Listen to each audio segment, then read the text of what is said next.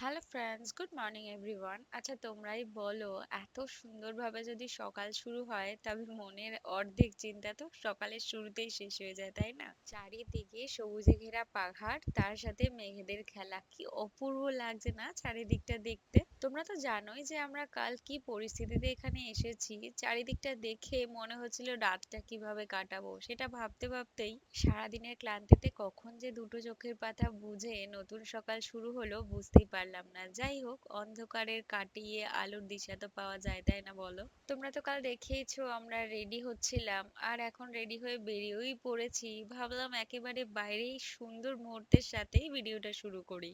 এখন না পৌঁছেছি একদম আমাদের হোটেল থেকে কিছুটা কাছেই। চারখোল বলে একটা টাওয়ার আছে, সেইখানটা কি অপূর্ব লাগছে না চারিদিকটা দেখতে।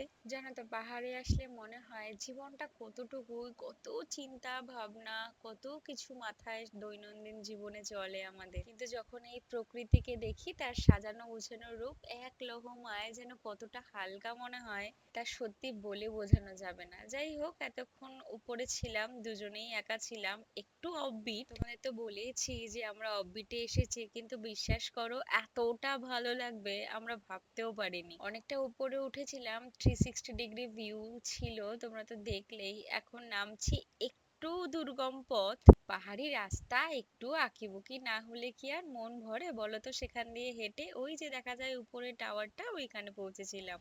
আশেপাশে হোটেলের সংখ্যা প্রচুর হলেও খুব একটা বেশি আনাগোনা এখনো মানুষজনের হয়নি এখানে। তবে সোশ্যাল মিডিয়ার দৌলতে খুব বেশি সময় লাগবে না মানুষের মুখে মুখে প্রচার হতে। চলো আমিও নিচের দিকে যাই। রাস্তাঘাট দেখো, পুরো ফাঁকা শুনশান, আশেপাশটা পুরো নিশ্চুপ নির্ঝুম, কোনো গাড়ির হর্নের আওয়াজ নেই। শহরের এই ব্যস্ত কোলাহল থেকে ওরা কতটা দূরে শান্তিতে থাকে বলো তো? জানো তো, পাহাড়ে আসলে সব থেকে প্রথম আমার কি মনে হয়, চারিদিকটাকে কেউ যেন হাতে ধরে সাজিয়ে গুছিয়ে রেখেছে। একটা জনমানবও নেই, চারিদিকটা ফাঁকা ধুধু করছে। এই আশেপাশের হোটেলগুলোতে হয়তো কয়েকটা কয়েকটা মানুষজন আছে। আসলে পাহাড়ের মানুষজনের যেহেতু সকালটা খুব তাড়াতাড়ি শুরু হয়, তাই ওদের দৈনন্দিন কাজকর্মগুলো খুব তাড়াতাড়ি সারা হয়ে যায়। চলো, ওই যে আমাদের গাড়ি দাঁড়িয়ে রয়েছে, এবার এগোই অন্য ডেস্টিনেশনে। গাড়িতে উঠে গল্প করতে করতে প্রকৃতির সুন্দর রূপ দেখতে দেখতে এবার চলতে শুরু করলাম। আর আমাদের গাড়ির ড্রাইভার দাদা এত ভালো গাড়ি চালায়, কি বলবো তোমাদের। তবে আজ আর আমি গাড়ির পেছনে বসিনি, আমি সামনে বসেছি, রুডি একা পেছনে বসেছে। আসলে এত সুন্দর প্রকৃতিকে যদি একটু নিজে দু চোখ ভরে উপভোগ না করি, আর একটু ক্যামেরা বন্দি না করে নিয়ে যাই, তবে মনটা ভরে বলো তো? এই আঁকিবুকি পথগুলো দিয়ে যখন একটা পাহাড় থেকে গাড়িটা আরেকটা পাহাড়ে পৌঁছায়, বিশ্বাস করো গাড়ির পেছনে বসে থাকলে না সেই শোভাটা উপভোগ করা যায় না। সামনে থেকে না কি যে ভারী অপূর্ব সুন্দর লাগে দেখতে, কি আর বলবো তোমাদের। তারপরে পাহাড়ি রাস্তা, কি সুন্দর শুধু দেখো, কি অপূর্ব রাস্তা। আমরা তো এবার ঘোরার মেন্টালিটি নিয়ে আসিনি, ভেবেছিলাম একটু থাকবো, হাঁটাহাঁটি করব, দার্জিলিং শহরটার আশেপাশটা, এই চিন্তা ভাবনা নিয়ে এসেছি। তাই এখানে আসার পর না আমাদের ঘুম থেকে উঠে বেরোতে অনেকটা লেট হয়ে গেছে। আমরা চাইছি না ঘুরতে, আমাদের ড্রাইভার দাদা আমাদের ঘুরে ঘুরে সবকিছু দেখানোর জন্য অধীর আগ্রহে আছে। তবে পাহাড়ে এসে পাহাড়ের এমন সুন্দর মুগ্ধ করার রূপ দেখে কি ঘরে দরজা বন্ধ করে আটকে রাখা যায় নিজেকে?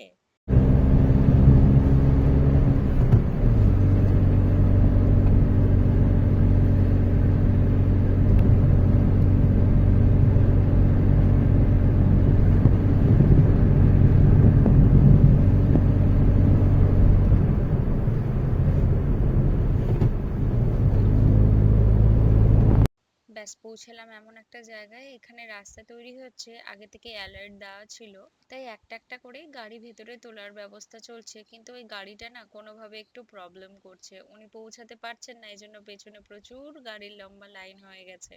আসলে সামনে যে গাড়িটা আছে সেই গাড়িটাতে না কয়েকজন বন্ধু বান্ধব মিলে হয়তো কলকাতার সাইড থেকে বা অন্য কোনো সমতল থেকে এসেছে। এবার পাহাড়ি রাস্তায় তো সবার পক্ষে সবসময় গাড়িটা ঠিকঠাক ভাবে চালানো খুব এক্সপার্ট ছাড়া তো সম্ভব না।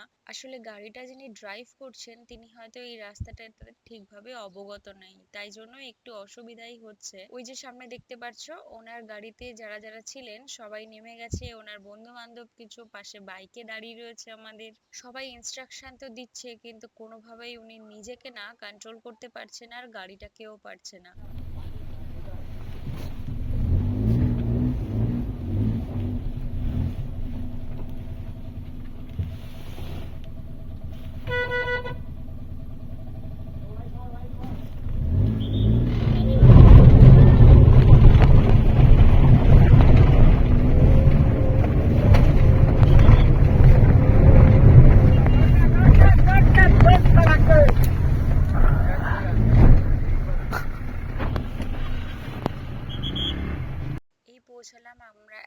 ভিউ পয়েন্টে, তবে চারিদিকটা একটু কুয়াশাচ্ছন্ন থাকলেও কি অপূর্ব সুন্দর লাগছে শুধু দেখো।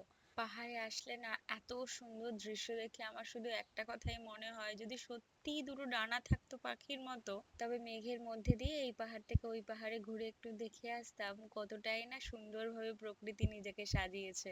তোমরাই বলো, বাড়ি চলে যাওয়ার পর এইসব যখন বারবার আবার ঘুরে ঘুরে দেখি, তখন মনে হয় নাকি আরেকবার এসে একটু ঢুঁ মেরে যাই পাহাড়ে।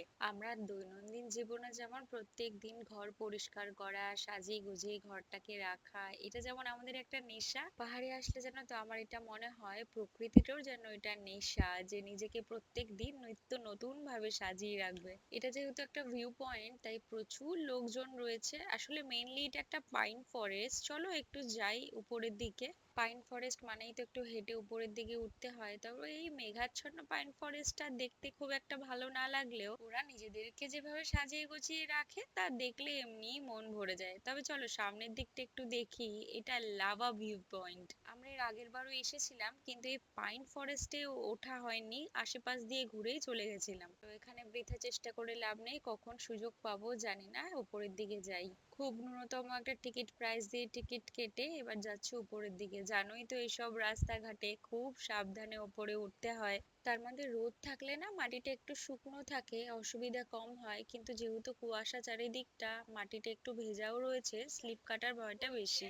সাবধানে উপরের দিকে উঠি। তবে কত মানুষের ভিড় শুধু দেখো, আর ঠান্ডা প্রচুর, একদম হাড় হিম করা ঠান্ডা। তবে এই লম্বা লম্বা গাছগুলোর ভেতর দিয়ে যদি একটু একটু করে সূর্যের আলো নিচে পৌঁছাতো না, কি যে ভারী সুন্দর লাগতো দেখতে।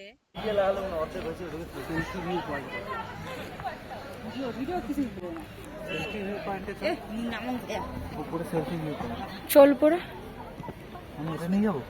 চল।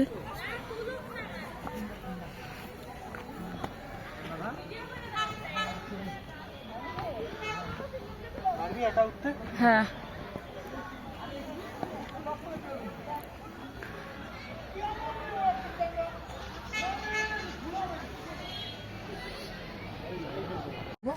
আমরা এখন এসেছি লাভার পাইন ফরেস্টে। আমরা এর আগে যে পাইন ফরেস্টটা গেছিলাম ওটা তো লামাহাটা পাইন ফরেস্ট, ওটার তো একটা আলাদা সৌন্দর্য আছেই, আর এটা সৌন্দর্যটা পুরো আলাদা। ওটাই উঠতে বহুত কষ্ট, বহুত কষ্ট, বাট এটা অনেকটা ইজি, উঠেও গেছে অনেকটা দূর। চলো আর একটু উপরে যাই।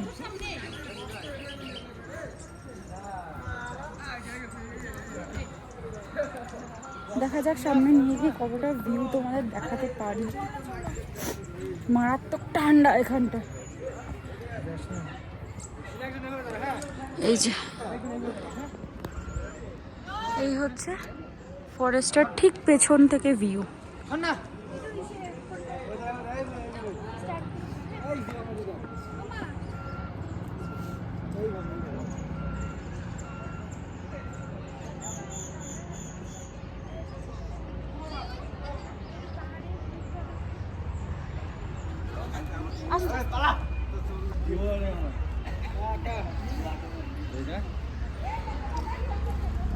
এটা পুরোটা পাইন ফরেস্ট, প্রচুর লোক, প্রচুর।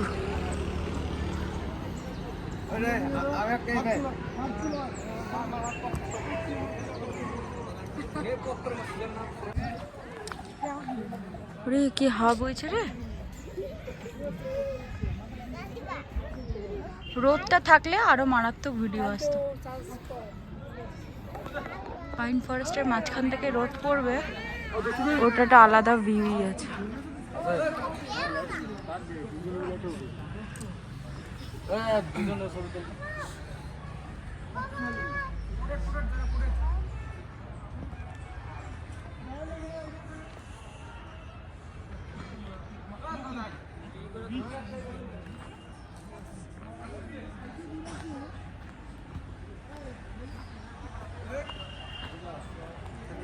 বেশি দূর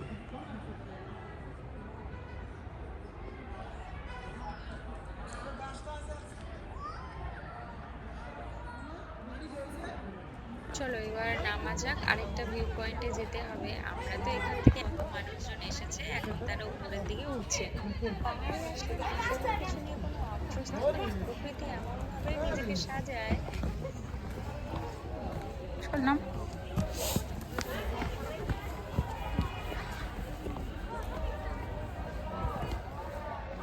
জানো তো, যদি এই পাইন ফরেস্টটায় রোদ থাকতো তাহলে এর ভিউটা পুরো একরকম হতো, আর যেহেতু রোদ নেই সেহেতু ভিউটা পুরো অন্যরকম। ওই যে কথায় আছে না, এটাতেও সুন্দর ওটাতেও সুন্দর, কোনোটাতেই তুমি ফারাক করতে পারবে না, সবই 100-এ 100। খুব একটা উঁচু না হলেও রাস্তাটা মারাত্মক লেভেল স্লিপ, একটু আস্তে আস্তেই পা টিপে টিপে হাঁটতে হচ্ছে, আর আমার তো যখন তখন পড়ে যাওয়ার একটা ভয় আছেই। এগো এগো এগো।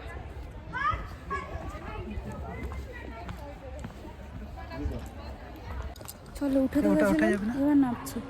না ওটা অনেক ভিড়, জায়গা পেতে পেতে অনেক দেরি হয়ে যাবে, চল অন্য জায়গায় যেতে হবে।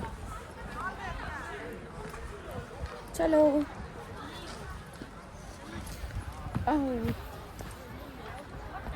উঠে তো গেছিলাম, এবার নামতে গিয়ে যে 3-4 বার এমন করে পড়লাম তার কোনো ঠিক ঠিকানা নেই। আবার স্পেস ইস্যু। আর যে রুটি জিজ্ঞেস করতে গেছে যে কি খাওয়া দাওয়া হবে, কারণ আমাদের আজকে কোনো রকমের লাঞ্চ নেই হোমস্টেতে। মোমো আর থুপ্পা।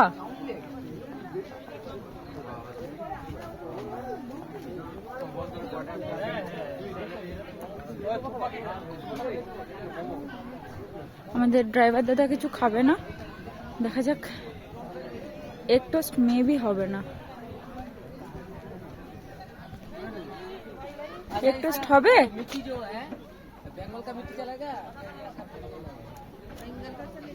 হবে এগ টোস্ট?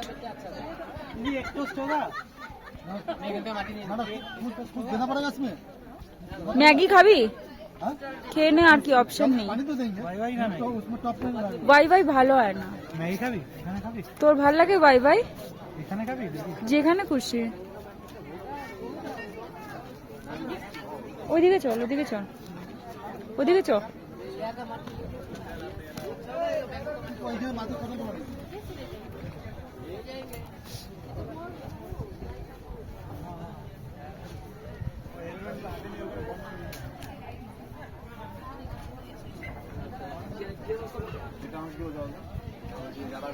একটু চা খাই আগে, নালে হবে না। ব্ল্যাক টি অবভিয়াসলি, উইদাউট সুগার। ডিম সিদ্ধ খাবি রুটি? আর ডিম সিদ্ধ খাবো না। কোথায় যাবো? এগো।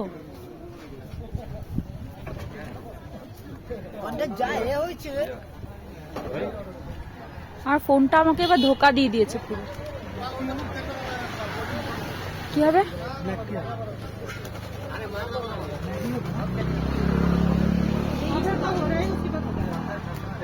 কি হবে?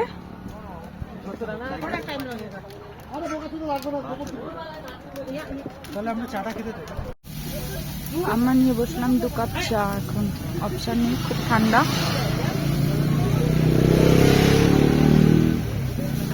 এটাকেই চয়েস করে খাই।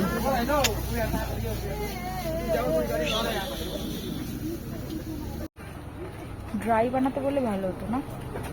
হ্যাঁ ড্রাই আছে না, ড্রাই নেই।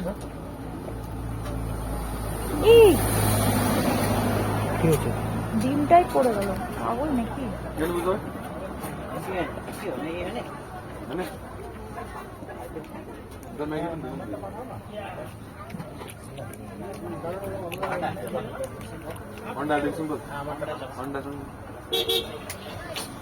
ভালো বানিয়েছি তাই না?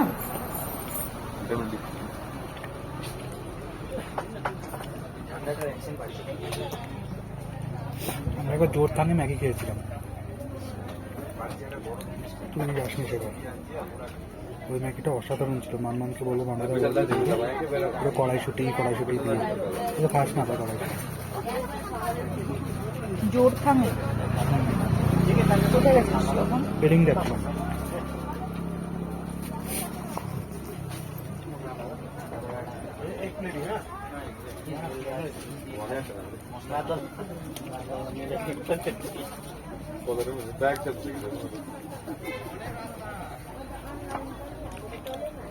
বেডিংও আপডেটের মধ্যেই পড়ে, এখন অনেক কিছু হয়ে গেছে।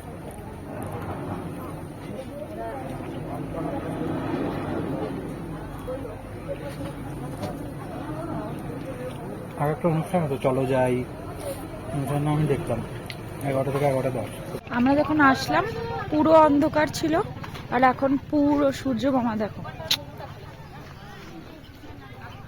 আমাদের গাড়ি এটাই এত কাছে ছিল।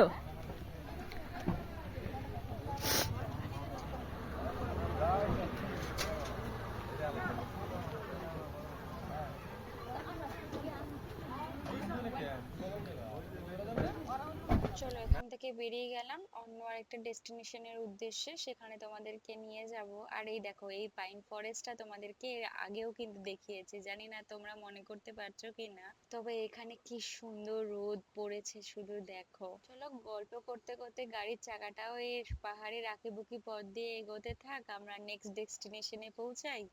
পাহাড়ের এই সাজানো গোছানো মন মুগ্ধ করা রূপটা একটু চুপচাপ বসে উপভোগ করি, কারণ বাড়ি চলে গেলে তো সেই ব্যস্ত কোলাহলে আবার পড়তে হবে। তাই যতটা উপভোগ করে নেওয়া যায় ততটাই আমাদের জন্য ভালো। চলো তবে ভিডিওটাও আজকে এখান থেকে শেষ করি, কাল আবার একটা নতুন ভিডিওতে তোমাদের সাথে দেখা হবে। তোমরাও সাথে থেকো, পাশে থেকো, আর ভিডিওগুলো কেমন লাগলো আমাকে প্লিজ জানিও। যদি আরেকটু সকালের দিকে আসতাম তাহলে হয়তো এই পাশে গাড়ি দাঁড় করিয়ে একটু রাস্তাটা দিয়ে চুপচাপ নিরিবিলিতে হেঁটে দেখতাম, কিন্তু এখন তো প্রায় সন্ধে নেমে যাওয়ার মুখে হয়ে যাবে, তাই আর সেই রিস্কটা নেওয়া যাবে না। কারণ আশেপাশে পাইন ফরেস্ট থাকলে সেই সব জায়গায় এমনি অন্ধকারটাও একটু তাড়াতাড়ি নেমে আসে।